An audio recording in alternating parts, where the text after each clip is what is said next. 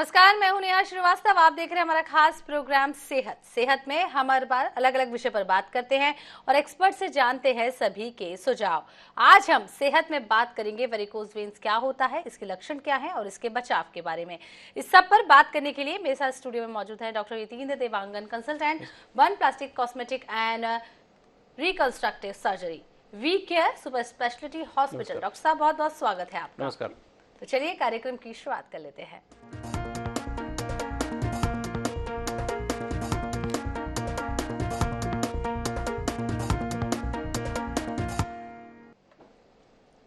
आज हम बात कर रहे हैं वेरिकोज वेन्स की। मैं अपने दर्शकों से कहना चाहूंगी, यदि आपके मन में भी कोई सवाल है इस बीमारी को लेकर तो आप कॉल कर जरूर जान सकते हैं। डॉक्टर साहब, सबसे पहले यही जान लेते हैं कि वेरिकोज वेन्स होता क्या है।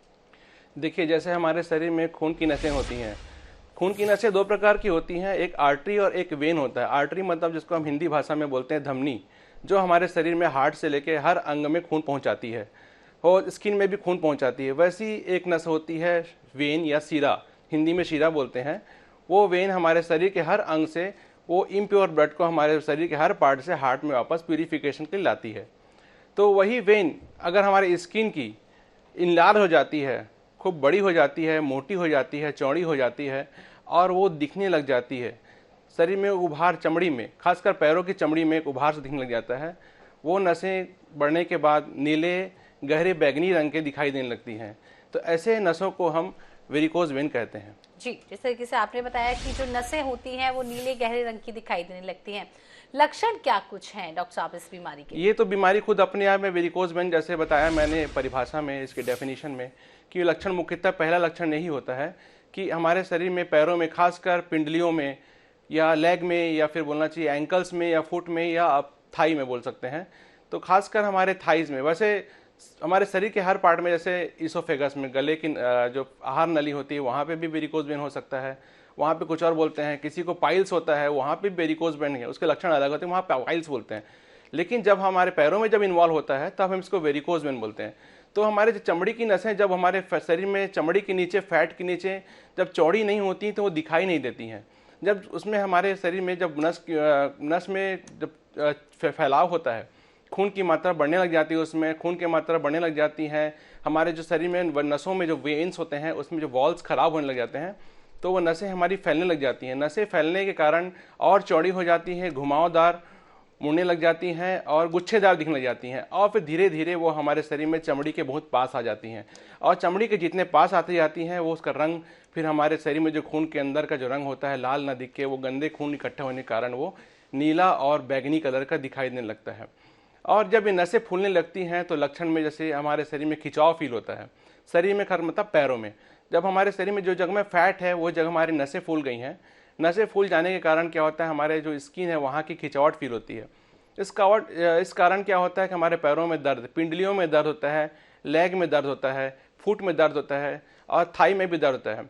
ये दर्द खासकर जब हम ज़्यादा चलने लगते हैं, खूब देर तक खड़े खड़े काम कर लिए, तो हमारी नसें वापस नहीं लौट पाती हार्ट में। तो उसके कारण क्या है, ये खून की नसों में जो खून का जमाव ज़्यादा होने लगता है तो ये होता है, तब दर्द ज़्यादा होता है। तो खासकर ये कब होता है, शाम के समय, जब हम दिन भर काम कर लिए, हम लेटे नहीं, बीच में रेस्ट नहीं लिए, बिल्कुल दिन भर खड़े खड़े काम किए, तो उस कंडीशन में हमारे पैरों की नसें फूल जाती हैं और पैरों में दर्द होने लगता है। दूसरा लक्षण दर्द हो गया। तीसरा लक्षण ये हो गया कि अगर खून की नसों में दबाव ज़्यादा रहेगा, खून नसें फूल जाएंगी, तो हमारे खून की नसों से ब्लड फ्लूइड, फाइब्रोनोजिन वगैरह जो हमारे ब्लड के कंटेंट होते हैं हमारे शरीर के वेसल से बाहर निकलते हैं, वेन से बाहर निकलते हैं और वो पानी जब जमा हो जाता है तो हमारे पैरों में इडीमा भी होता है, पैरों में इडीमा होता है। और वेरिकोज वेन ज़्यादा होने से फिर हमारी एक कंडीशन और होती है, वेरिकोज वेन में लक्षण होता है स्पाइडर वेन्स बनते हैं, स्पाइडर वेन्स बनते हैं, रेटिकुलर वेन्स बनते हैं, टेलेंजेक्टेशिया एक वर्ड्स है, मतलब डायमेंशन होते हैं वेन्स के, वो डायमेंशन के हिसाब से हम उनको अलग अलग नाम देते हैं। तो जैसे स्पाइडर वेन्स बन गए तो फिर वहाँ पे हमारे आसपास पैरों में खुजली होने लगती है। तो ये 4-5 लक्षण होते हैं। जी, इस तरीके से आपने लक्षण बताए। हर बीमारी का कुछ ना कुछ कारण जरूर होता है डॉक्टर साहब, इस बीमारी का कारण क्या है? कारण जैसे क्या होता है, जैसे प्रेजेंट करते हैं कैसे कि जैसे किसी किसी में जन्मजात बीमारी हो सकती है, जैसे वेल्वुलर प्रॉब्लम। हमारे नसों में क्या होता है कि वाल्व होते हैं, जैसे हम खड़े हैं, हमारे शरीर के बॉडी में जो पैर है सबसे दूरस्थ ऑर्गन है हमारे बॉडी में, जिसको हार्ट को ब्लड सप्लाई करने में बहुत ज़्यादा मेहनत करनी पड़ती है। लेकिन सप्लाई में उतनी मेहनत करनी नहीं पड़ती, क्योंकि हमारे शरीर का जो ब्लड है वो हार्ट में ग्रेविटी के थ्रू तो पहुंच जा रहा है खून, लेकिन पैर से ब्लड जाने के लिए आपको पैर के वॉल्स को पैर के वेन्स को बहुत मेहनत करनी पड़ती है हार्ट तक पहुंचाने के लिए, क्योंकि हार्ट तक पहुंचाने में उसको एंटी ग्रेविटी जाना पड़ता है। बाकी अंग से, सर से हो गए या कहीं और हाथ से हो गए, उतना ग्रेविटी के अगेंस्ट नहीं जाना पड़ता, लेकिन पैर की नसों को ग्रेविटी के अगेंस्ट जाना पड़ता है। तो वो ब्लड हमारे शरीर में, हार्ट में वापस जा सही करके हर जगह हमारे शरीर में वॉल्व होते हैं वेन में, पैरों में खासकर बहुत ज़्यादा भगवान ने हमको वॉल्व दिए हुए हैं। अगर वो वॉल्व खराब हो गए तो वो, अगर जन्मजात किसी पेशेंट के जन्मजात वॉल्व्स खराब हैं तो एक जन्मजात एक कारण हो सकता है कि वॉल्व खराब होने के कारण वेरिकोज वेन हो गया। दूसरा, किसी की टेंडेंसी होती है, खासकर कंडक्टर होते हैं, बस ड्राइवर्स होते हैं, कि एक पोजीशन में दिन भर बैठे रहते हैं, या ट्रैफिक पुलिस हो गया, बेचारे का दिन भर खड़े रहने का काम है उसका, तो वो अपने पैरों को रेस्ट नहीं दे पा रहे हैं, तो खून का जमाव, खून का दबाव हमारी नसों में, पैर की नसों में बहुत ज़्यादा होने लगता है। फिर अपने आप वीसियस साइकिल चलने लग जाता है, दबाव बढ़ा, नसें फूली, खून ज़्यादा जमा हुआ, फिर और जगह को एक्यूमुलेट करने के लिए ब्लड और फैला, हमारे पैर की नसों के स्किन के नीचे फैट में जगह नहीं है तो घुमावदार हो गया। तो ऐसे कंडीशन में एक जो हमारे वर्किंग हैबिट्स है, बार लगातार खड़े रहना, ऐसे पेशेंट्स में, ऐसे लोगों में ये पेशेंट वेरिकोज वेन के बन जाते हैं। चौथा हमारा ये होता है कि फीमेल्स में क्या होता है कि हार्मोन के जो फैक्टर्स होते हैं वो बहुत ज़्यादा रोल करते हैं वेरिकोज वेन होने में। जैसे क्या होता है, एस्ट्रोजन प्रोजेस्टेरॉन हार्मोन होते हैं, वो मेल्स में होते नहीं है, लेकिन एस्ट्रोजन प्रोजेस्टेरॉन हार्मोन होते हैं हमारे ब्लड वेसल्स में, वेन में, जैसे स्मूथ मसल्स होते हैं जो काम करने के लिए, हमारे बॉडी में जैसे मसल्स होते हैं वैसे ही हमारे वेन्स में भी मसल होते हैं जो अपने आप संकुचित होते हैं और ब्लड को हार्ट की तरफ भेजते हैं। तो प्रोजेस्टेरॉन हार्मोन, एस्ट्रोजन हार्मोन की वजह से क्या होता है, हमारा वो स्मूथ मसल जो हमारे वेन्स में मौजूद हैं वो रिलैक्स हो जाते हैं। रिलैक्स होने के कारण हमारे फीमेल्स में वो ब्लड ज़्यादा इकट्ठा होते हैं। तो फीमेल्स में ये कारण हार्मोन की वजह से होता है। कई बार पेल्विक में कुछ पैथोलॉजी है, पेल्विक में कुछ ट्यूमर है, या पेल्विक में क्या जब सबसे ज़्यादा होता है प्रेगनेंसी होती है, तो प्रेगनेंसी में आपके पेट में एक बच्चा पल रहा होता है, तो एक छोटी सी जगह में आपने गर्भ को, एक छोटे से बच्चे को आपने पेट में लिया हुआ है, तो उसकी वजह से पेल्विक वेन्स वगैरह में आपके आइलियक वेन्स जो होते हैं उसमें दबाव फील होता है। तो उसमें दबाव की वजह से हमारे पैर की नसें जो हमारे हार्ट में, ये इंफीरियर वेना क्या बोलते हैं, तो जो हार्ट में जा रही है उसमें दबाव फील होने के कारण क्या होता है, पैर की नसों में दबाव ज़्यादा होने लगता है। तो महिलाओं में भी ये कारण होता है। तो ये सब 5-6 प्रकार के लोग मतलब होते हैं जिनको ज़्यादा प्रभावित करता है। जी डॉक्टर साहब, क्या महिलाओं और पुरुष में भी ये विभाजित है कि महिलाओं में ज़्यादा होता है, क्योंकि हार्मोनल डिस्बैलेंस जो होते हैं वो महिलाओं में ज़्यादा होते हैं? क्या महिलाओं को ये बीमारी ज़्यादा परेशान करती है? हाँ जी, महिलाओं में ही ज़्यादा प्रभावित होता है। उनके हार्मोन ही मुख्य लक्षण होते हैं। एक तो हार्मोन हो गया, और दूसरा जो जैसा हो गया कि इनका वो जो प्रेगनेंसी ज़्यादा होता है इन लोगों को, तो खासकर महिलाओं को ज़्यादा होता है। मेल्स में भी होता है, लेकिन मेल्स में इनको उनके वर्किंग हैबिट्स के कारण ही होता है। जी, वेरिकोज वेन्स के प्रकार क्या कुछ होते हैं, कुछ टाइप्स होते हैं जिसमें हम इसे क्लासिफाई कर सकें? देखो, वैसे तो क्लिनिकल क्लासिफिकेशन हमारे एकेडमिक के हिसाब से बहुत सारे हैं, लेकिन जैसे अब आम तौर पे बोलचाल की भाषा में ऐसे बोलना चाहें तो जैसे हम बोल सकते हैं प्राइमरी और सेकेंडरी। प्राइमरी में हमको ऐसा बोलना चाहिए, एक और प्रकार हो सकता है कॉन्जेनाइटल जो जन्म से है प्राइमरी। दूसरा प्रकार हो गया जैसे कि जैसे कोई कारण नहीं पता हमको, सिर्फ उसके वर्किंग हैबिट्स की वजह से है, तो ये एक प्राइमरी हो गया। लेकिन कई बार ऐसा होता है कि हमको कारण मालूम है, जैसे हमारे शरीर में क्या हो गया, हमारे पैर की जो मुख्य नसें होती हैं, जो मसल्स के अंदर रहती मुख्य नसें, जिसका मेजर काम ज़्यादा से ज़्यादा ब्लड ले जाना मसल से, वो उसमें ब्लॉकेज हो गया, जैसे डीवीटी हो गया, डीप वेन थ्रोम्बोसिस बोलते हैं। तो डीप वेन थ्रोम्बोसिस मतलब हो गया तो मुख्य नसों में हमारी चमड़ी की नसें खुलती हैं। अगर वो डीप वेन थ्रोम्बोसिस, मुख्य नली जैसे बोलते हैं नहर जो खुलती है, बड़ी नालियाँ जो नहर में खुलती हैं, तो छोटी छोटी नालियाँ जो होती हैं वो हमारी वो वेरिकोज वेन हो गई। अब बड़ी नालियाँ हो गई पैर की मुख्य नसों की।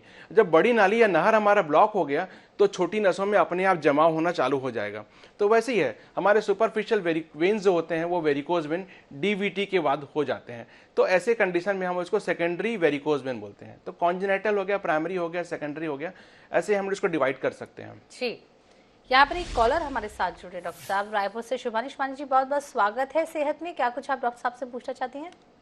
जी, मैं ये पूछना चाहती हूँ कि हम जैसे ऑफिस में 8-8, 9-9 घंटे बैठ के काम करते हैं, तो ना मेरी नसों में बहुत खिंचाव होता है, और कई बार ऐसा होता है कि ऐसे बैठने के बाद जब भी मैं उठती हूँ तो नसों में खिंचाव होता है। रात को सोती हूँ एक लगातार, मतलब एक ही तरफ से पैर अगर करके सोती हूँ तो भी नसों पे खिंचाव होता है, तो उसके लिए हम क्या कर सकते हैं?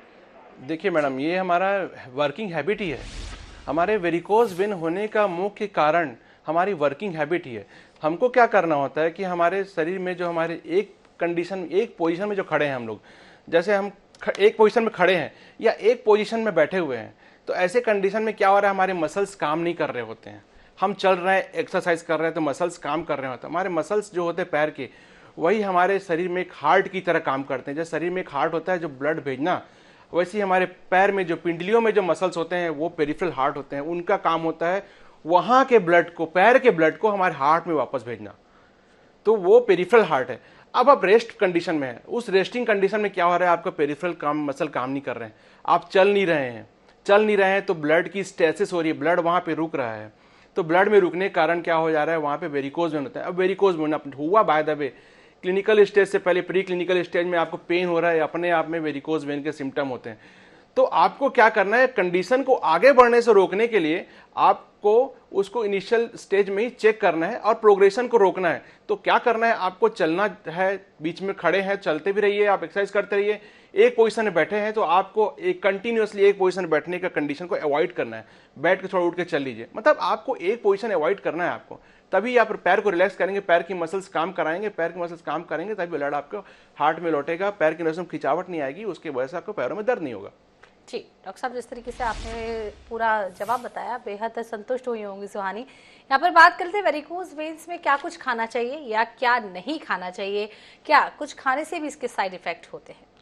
जैसे वेरिकोज वेन में क्या होता है कि होने के मुख्य कारण क्या होता है, वेनस हाइपरटेंशन होता है, दबाव, खून की नसों में दबाव। टेंशन मतलब दबाव, हाइपरटेंशन ज्यादा दबाव, वेनस मतलब वेन में दबाव।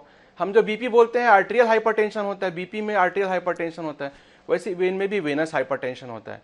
तो वेनस हाइपरटेंशन कम करने के लिए, जैसे हम बीपी की दवाइयों में हम खाते हैं, एक डॉक्टर बोलता है कि आपको ज़्यादा नमक नहीं खाना चाहिए करके, तो आपको वो ज़्यादा नमक नहीं खाना चाहिए, क्योंकि वेनस हाइपरटेंशन भी, जैसे आर्टेरियल हाइपरटेंशन में बीपी बढ़ता है, वैसे ही वेनस हाइपरटेंशन में ज़्यादा नमक खाने से बीपी बढ़ सकता है। इसलिए हम प्रिकॉशन के तौर पे हम नमक नहीं खाना चाहिए। दूसरा, खासकर जो मोटे लोग होते हैं, जिनका वजन बहुत ज़्यादा हो जाता है, ज़्यादा वजन बढ़ गया आपका शरीर में, वजन बढ़ गया तो आपकी एक्टिविटी कम हो गई, तो आपको ज़्यादा वजन बढ़ाने वाली चीज़ें, जो ज़्यादा फैटी चीज़ें आपको नहीं खानी चाहिए। आपको वेट कम करने की एक्सरसाइज करनी चाहिए। तो ये दो चीज़ें ऐसी होती हैं जिनको आप बिल्कुल ही अवॉइड करना है आपको। खाने के मामले में जैसे हमारे स्मूथ मसल्स को एक्टिव करने हैं, आपको स्मूथ मसल्स वेन्स को एक्टिव करने हैं, तो जैसे आपको एक्टिव करने के लिए आपको ज़्यादा से ज़्यादा विटामिन सी लेनी चाहिए। जो विटामिन सी के फ्रूट्स जो आते हैं आपको मालूम है। तीसरा, जैसे ओमेगा 3 फैटी एसिड्स वगैरह होते हैं, जो एसेंशियल एसिड्स होते हैं हमारे शरीर में, जो रिक्वायरमेंट होती है हमारे हर ऑर्गन को फंक्शन काम करने के लिए। जैसे आपको अच्छे नट्स खाने चाहिए आपको, या आपको ड्राई फ्रूट्स खाने चाहिए, या आपको फिर जैसे बोलना चाहिए अंडे या मछली खाने चाहिए। तो ये सब चीज़ें आपके आहार में समावेश करेंगे तो ये अच्छा रहेगा। जी डॉक्टर साहब, यहाँ पर एक और कॉलर हमारे साथ जुड़े, खुशी भिलाई से। खुशी जी, बहुत बहुत स्वागत है आईएनएस सेहत में। क्या कुछ आप डॉक्टर साहब से पूछना चाहती है? मेरा क्वेश्चन मेरी मम्मी के लिए था। मम्मी के 2-3 साल से ना लेफ्ट साइड के पैर में उनके बहुत दर्द था, रात में तो बहुत ज़्यादा ही, सब दिन भर काम करने के बाद। तो डॉक्टर उनको अभी बोले हैं कि उनको साइटिका की प्रॉब्लम हो सकती है, तो ये भी मतलब नस से जुड़ी कोई समस्या है क्या? देखो, हम डॉक्टर्स लोग होते हैं, लोगों को समझाने के लिए एक नस, एक कॉमन वर्ड हम यूज़ कर देते हैं। एक्चुअली हमारे शरीर में नस बहुत सारी चीज़ें होती हैं। जैसे एक आर्टरी होती है, वो भी एक नस है, जो हम रेडियल आर्टरी यहाँ फील करते हैं। जो डॉक्टर, जो आयुर्वेदिक के डॉक्टर्स होते थे, नब्ज देख के बता दिए, वो नब्ज नस एक ही चीज़ है। वेन को भी हम नस बोलते हैं, वो भी वेरिकोज वेन है। आपको समझाने के लिए आर्टरी वेन समझ में नहीं आएगा तो हम उसको भी नब्ज या नस बोल देते हैं। जो सियाटिका है, सियाटिका एकदम अलग ही चीज़ है। सियाटिका मतलब होता है सियाटिक नर्व। वो नर्व जो होता है, वो नर्व में कंप्रेशन आता है, जो हमारे शरीर में रीढ़ की हड्डी से निकल के पैरों में जाती है। वो नसें जो हमारे मसल्स को काम करने के लिए बोलती हैं, तो मसल्स वैसा चलने लगता है, वैसा पैर चलने लगता है। हमारे चमड़ी की जो नसें आती हैं, सेंसरी नर्व्स होती हैं, वो भी सियाटिक नर्व के थ्रू हमारे मेरुरज्जु होते हैं, दिमाग में जाती हैं। कि हमारे शरीर को किसी पार्ट को छुआ गया तो बताता है कि हमारा दिमाग कि हमारे जांग को छुआ गया, तो सेंसरी नर्व होती है। तो ये मोटर नर्व, सेंसरी नर्व्स और ये जो आर्टरी वेन्स, ये सारे के सारे नर्व्स ही है, सारे नर्व्स ही हैं। लेकिन सियाटिका एकदम अलग चीज़ है, वेरिकोज वेन अलग चीज़ है। फिर भी आपको डाउट क्लियर करना होता है तो एक बार न्यूरोलॉजिस्ट को मिल सकते हैं, और साथ ही साथ आप कलर डॉपलर करा के आप पैरों की नसों को भी देख सकते हैं कि वाकई वेरिकोज वेन की प्रॉब्लम है क्या। अगर आपको प्रॉब्लम वेरिकोज वेन की होगी तो डेफिनेटली इसके ट्रीटमेंट से आपको वो दर्द, अगर वेरिकोज वेन का होगा तो जरूर उसको फायदा होगा आपको। जी डॉक्टर साहब, ट्रीटमेंट को लेकर ही बात कर लेते हैं। क्या वेरिकोज वेन्स का जो इलाज है वो किया जा सकता है और ये परमानेंट ठीक भी हो सकता है? हाँ, वेरिकोज वेन का इलाज किया जा सकता है। बहुत सारी मॉडलिटी है ट्रीटमेंट करने के लिए, लेकिन ट्रीटमेंट में मेडिकल ट्रीटमेंट कोई खास कुछ नहीं है। जो भी है थोड़ा सा नॉन इन्वेजिव या इन्वेजिव प्रोसीजर्स वगैरह होते हैं। चूँकि जैसे मैं प्लास्टिक सर्जन हूँ, तो वेरिकोज वेन की सर्जरी भी मैं करता हूँ, और उसके लेजर्स भी प्रोसीजर्स होते हैं, सोनो गाइडेड भी, वो दोनों प्रोसीजर्स में करते हैं। और कभी कभार कुछ छोटी छोटी नसें होती हैं जिसको हम जैसे टेलेंजेक्टेशिया या रेटिकुलर वेन्स बोलते हैं, तो उसमें हम लेजर से या सर्जरी ट्रीटमेंट नहीं कर सकते।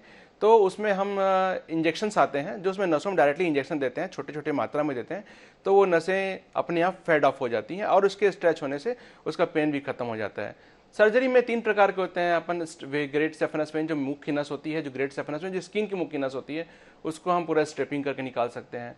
तो कुछ परफोरेटर वेन्स होते हैं, उसको हम बंद कर ब्लॉक कर सकते हैं। कुछ गुच्छेदार नसें जो दिखती हैं, इसको हम लोग फ्लेबोटॉमी कर सकते हैं। लेजर ट्रीटमेंट करने का ऑप्शन भी होता है, एंडोवेनस लेजर एब्रेशन, बिना चीरा दिए छेद करके उसमें हम लेजर डाल के उस नसों को हम सुखा सकते हैं। नस लेजर की एनर्जी से हम उसको वेन को पूरा ऑब्स्ट्रक्ट कर सकते हैं। और एक रेडियो फ्रिक्वेंसी होता है, रेडियो फ्रिक्वेंसी एब्लेशन एक लेजर एब्लेशन जैसा ही है, लेकिन उसमें हीट को यूज़ किया जाता है।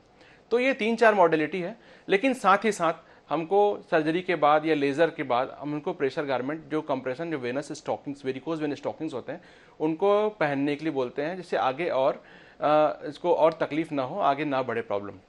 जी, जिस तरीके से आपने ट्रीटमेंट की बात की, कई सारे ट्रीटमेंट इसमें किए जाते हैं। वेरिकोज वेन की सर्जरी ट्रीटमेंट भी होता है और लेजर ट्रीटमेंट भी होता है, दोनों में अंतर क्या होता है? हाँ, सर्जरी तो एक्चुअली इसको एडमिट करना पड़ता है पेशेंट को, तब 2-3 दिन एडमिशन चाहिए।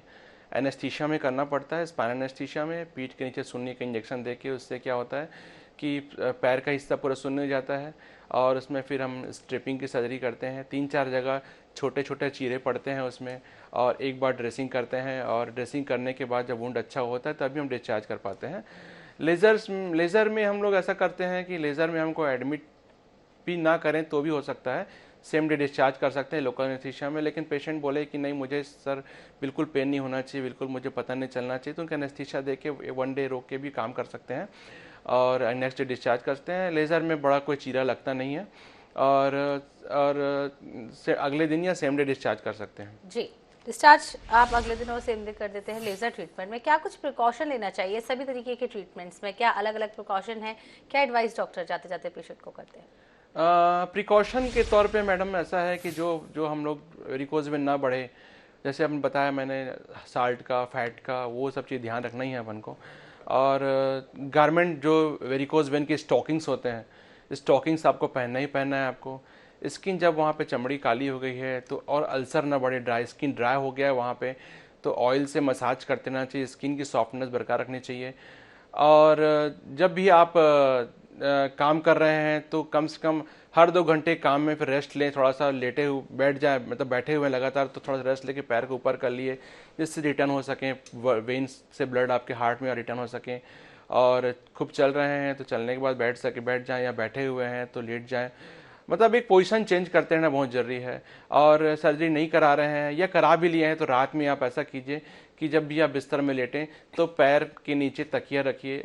तकिया ऐसे रखिए कि 2 तकिया रहे आपके पैरों के नीचे, जिससे आपका पैर का लेवल छाती के लेवल से ऊपर रहे, मतलब हार्ट के लेवल से ऊपर रहे, या अंगूठा आपका नोज़ के लेवल से ऊपर रहे, तो इस टाइप से। या फिर स्टॉकिंग्स दिन भर पहने रहिए, रात में आप स्टॉकिंग्स निकाल दीजिए। लेकिन दिन में काम कर रहे हैं तो स्टॉकिंग्स जो होते हैं आपके, स्टॉकिंग्स मतलब वेरिकोज वेन के जो स्टॉकिंग्स, जो मोजे होते हैं, थोड़े मोटे कपड़े के होते हैं, 20-25 mmHg ज़्यादा प्रेशर से हम उसको पैर में पहन के रखते हैं। ये हमारे फुट से लेके ये मिड थाई या अपर थाई तक एक गारमेंट होता है, जैसे मोजा पहनते हैं ना, वैसे ही पूरा लंबे पैरों तक वो पहनना पड़ता है। तो ये प्रिकॉशन रखना पड़ता है। जी डॉक्टर साहब, यदि सही समय पर इसका इलाज नहीं करवाया तो ये कितना खतरनाक हो सकता है?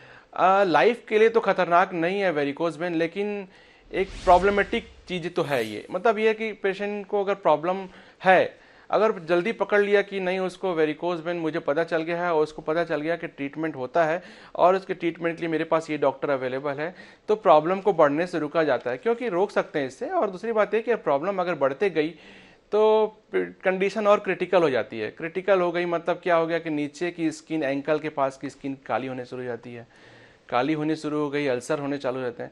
फिर ऐसे कंडीशन में फिर अपने ट्रीटमेंट का भी लिमिटेशन हो जाता है। तो अर्ली स्टेज में हम इंटरवेंशन करें तो उसका जरूर जल्दी फायदा मिलता है और प्रॉब्लम प्रोग्रेस होने से बच जाता है। ठीक, डॉक्टर साहब कॉस्ट की बात कर रहे थे क्योंकि ट्रीटमेंट अलग अलग है, किस तरीके का कॉस्ट इस इलाज में आता है? लेज़र की जो कि खुद ऑप्टिकल फाइबर होते हैं, डिस्पोजेबल्स होते हैं, वो उसकी कॉस्टिंग तो रहती है मतलब 40,000 के आसपास, 50,000 के आसपास लेज़र की मशीन की 50,000 मशीन की कॉस्टिंग आती है। और सर्जरी की बात बोलें तो सर्जरी हम लोग स्मार्ट कार्ड में भी कर सकते हैं, लेकिन सर्जरी में भी यही होता है कि आपको फिर चीरा पड़ता है, उसमें घाव बनता है, फिर इसकी घाव की ड्रेसिंग करनी पड़ती है, 10 दिन में टाँके करवाने पड़ते हैं। तो कहीं कुछ घाव हुआ तो फिर इसका अलग ही फिर ड्रेसिंग करते रहिए। और लेज़र में फिर फ़ायदा ही है, मतलब लेज़र की कॉस्टिंग सर्जरी से थोड़ी ज़्यादा ही रहती है, डबल सर्जिकल चार्ज आते हैं, लेकिन ये है कि डबल ट्रिपल भी आ जाता है। लेकिन ये होता है कि मतलब उसमें बेनिफिट भी हैं लेज़र के। जी डॉक्टर साहब, जिस तरीके से आपने सारी बातें बताई, एक फाइनल कमेंट आपसे जानना चाहेंगे, फाइनल एडवाइस जो आप हमारे दर्शकों को करना चाहें। एडवाइस हम यही देंगे कि किसी भी पेन को, पैर के जो होते हैं, आप मतलब इसको नज़रअंदाज ना करें और मतलब किसी भी डॉक्टर के नियर बाय डॉक्टर को दिखा लें और उसके प्रिस्क्रिप्शन से आप डॉक्टर को खुद ही बोल दें कि सर मुझे वैसे लगता है कि वेरिकोज वेन हो सकता है क्या। उसके लिए आप मुझे कलर डॉपलर करा के एडवाइस कर सकते हैं और मुझे सही डॉक्टर की सलाह दे सकते हैं, जिससे हम मेरा ट्रीटमेंट हो सके और मेरी प्रॉब्लम की अर्ली स्टेज में पहचान हो सके। इतना ही अपन सलाह दे सकते हैं। जी डॉक्टर साहब, बहुत बहुत शुक्रिया, आप हमारे साथ आए और हमारे दर्शकों को ढेर सारी जानकारी दी। यदि आपको भी इस तरीके की कोई समस्या है तो एक बार डॉक्टर यतीन्द्र देवांगन से जरूर संपर्क कर सकते हैं। फिलहाल इस बुलेटिन में इतना ही। आप सब अपना ढेर सारा ध्यान रखिए, क्योंकि आप स्वस्थ रहेंगे तभी तो आपका परिवार भी स्वस्थ रहेगा। नमस्कार।